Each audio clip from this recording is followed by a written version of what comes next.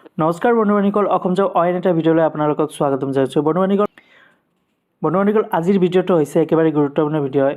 APSC combine competitive এক্সামৰ কাৰণে যিটো admission নতুনকৈ মুকলি হৈছে তাৰে মই ভিডিঅ'টো লৈ আহিছোঁ। এইটো প্ৰতি বছৰে এক্সামটো হয়। তো অসম পাব্লিক ছাৰ্ভিচ কমিশ্যন যিটো শ্বৰ্ট ফৰ্মত কোৱা হয় APSC এক্সাম। তো ইয়াৰে টোটাল পোষ্ট আছে 235টা পোষ্ট। তাৰে প্ৰথমত প্ৰিলিমছ এক্সাম হ'ব, তাৰপিছত মেইনছ এক্সাম হ'ব, তাৰপিছত ইণ্টাৰভিউ হ'ব। তো এইটো এপ্লাই অনলাইনৰ জৰিয়তে কৰিব লাগিব। যে কেনেদৰে কৰিব আৰু কি কি ডকুমেণ্ট লাগিব সেই সকলোখিনি তথ্য এই ভিডিঅ'টোৰ যোগেদি সম্পূৰ্ণ জনাই দিম। তো বন্ধু-বান্ধৱীসকল, ভিডিঅ'টো আৰম্ভ কৰাৰ আগতে যিসকলে মোৰ চেনেলটো ছাবস্ক্ৰাইব কৰা নাই ছাবস্ক্ৰাইবটো কৰি বেল আইকনটো প্ৰেছ কৰি দিব। এনেদৰে সদায় লেটেষ্ট জব আপডেট আপোনালোকে পাই থাকিব। তো বন্ধু-বান্ধৱীসকল, আহক আমি ভিডিঅ'টো আৰম্ভ কৰোঁ। ইয়াৰে টোটাল পোষ্ট আছে 235টা।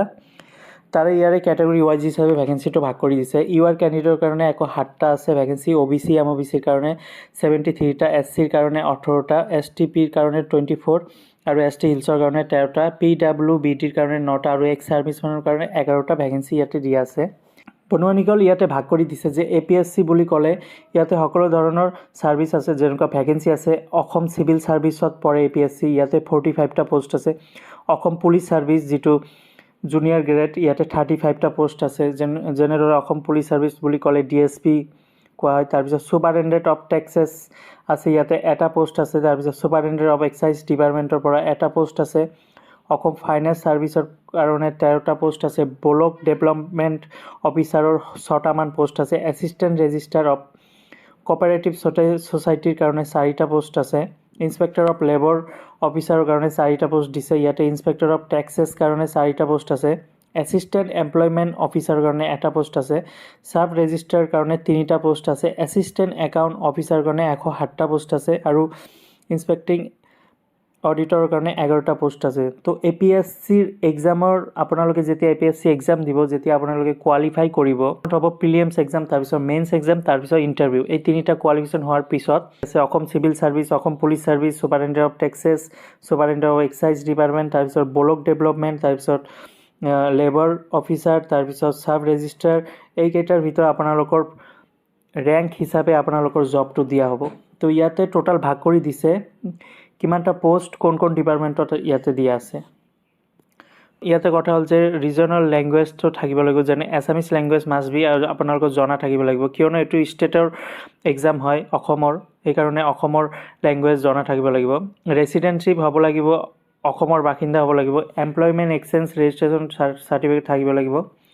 স্মল ফেমিলি নৰ্মছ থাকিব লাগিব, যিটো CC প্ৰিলিমছ যিটো ফৰ্ম দিয়া আছে। তাৰপিছত এজ লিমিট আপোনালোকৰ বয়স হ'ব লাগিব 21ৰ পৰা 38 ইয়াৰ্ছৰ ভিতৰত আপোনালোকৰ বয়স হ'ব লাগিব। আৰু এজ ৰিলেক্সন পাব SC ST কাৰণে 5 ইয়াৰ্ছ, OBC MOBCৰ কাৰণে 3 ইয়াৰ্ছ, PWBDৰ কাৰণে 10 ইয়াৰ্ছ এজ ৰিলেক্সন পাব। এডুকেশ্যন কোৱালিফিকেশ্যন ফালৰ পৰা বন্ধু-বান্ধৱীসকল ডিগ্ৰী পাছ কৰা হ'ব লাগিব। যিসকলে ডিগ্ৰী পাছ কৰিছে সিহঁতে আবেদন কৰিব পাৰিব। বন্ধু-বান্ধৱীসকল, ইয়াতে যেতিয়া আপোনালোকে আবেদন কৰিব, ইয়াতে এটা ফিজ ল'ব। জেনেৰেল EWSৰ কাৰণে 297 টকা, তাৰপিছত SC ST কাৰণে 197, OBC MOBCৰ কাৰণে 197, BPL কাৰণে 47, PWBDৰ কাৰণে 47, ওমেন কেণ্ডিডেটৰ কাৰণে 47 টকা। যেতিয়া আপোনালোকে আবেদন কৰিব অনলাইনত এটা মাচুল ল'ব। এইকেইটা ফিজ হ'ব। কেটেগৰী যিসকলৰ আছে SC ST যিসকলৰ আছে 197, SC ST যিসকলৰ আছে 197 টকা দিব লাগিব, আৰু জেনেৰেল EWSৰ কেণ্ডিডেটৰ কাৰণে 297, OBC MOBCৰ কাৰণে 197 টকা পে' কৰিব লাগিব। এই আবেদনটো কৰাৰ আপোনালোকৰ ষ্টাৰ্টিং ডেট হৈছে 17 জানুৱাৰীৰ পৰা, আৰু লাষ্ট ডেট হ'ব 6 ফেব্ৰুৱাৰীলৈকে আপোনালোকৰ লাষ্ট ডেট হ'ব অনলাইন এপ্লিকেশ্যন। তো লাষ্ট ডেট 6 ফেব্ৰুৱাৰীৰ ভিতৰত আপোনালোকে আবেদন কৰিব লাগিব। আৰু আপোনালোকৰ এক্সাম হ'ব প্ৰিলিমছ এক্সাম যিটো বুলি কয় ফাৰ্ষ্ট এক্সাম 17 মাৰ্চৰ 2024 আপোনালোকৰ প্ৰিলিমছ এক্সাম হ'ব। তাৰপিছত মেইনছ এক্সাম হ'ব জুন জুলাই মাহত মেইনছ এক্সাম হ'ব। তাৰপিছত মেইনছ এক্সাম হোৱাৰ পিছত এইটো আপডেট কৰি দিব যে ইণ্টাৰভিউ আপোনালোকৰ কেতিয়া হ'ব। সেই আপডেটৰ যোগেদি আপোনালোকে গম পাই যাব। তো বন্ধু-বান্ধৱীসকল, এইটো আছিল APSC যিসকলে ইমান দিন ৱেইট কৰি আছিলে যে অসম পাব্লিক ছাৰ্ভিচ কমিশ্যনৰ এক্সাম দিব। তো এইটো APSC এক্সাম হয়। তো ইয়াৰে টোটাল 235টা পোষ্ট আছে, আৰু এপ্লাই অনলাইনৰ যোগেদি আপোনালোকে আবেদন কৰিব লাগিব। তো লিংকটো মই ডেছক্ৰিপশ্যনত দি দিম, তাৰ পৰা গৈ আবেদন কৰিব পাৰিব। তো বন্ধু-বান্ধৱীসকল, ভিডিঅ'টো কেনেকুৱা লাগিছে যদি ভাল লাগে আপোনালোকে লাইক কৰি দিব পাৰে আৰু নিজৰ বন্ধু-বান্ধৱীক শ্বেয়াৰ কৰি দিব পাৰে।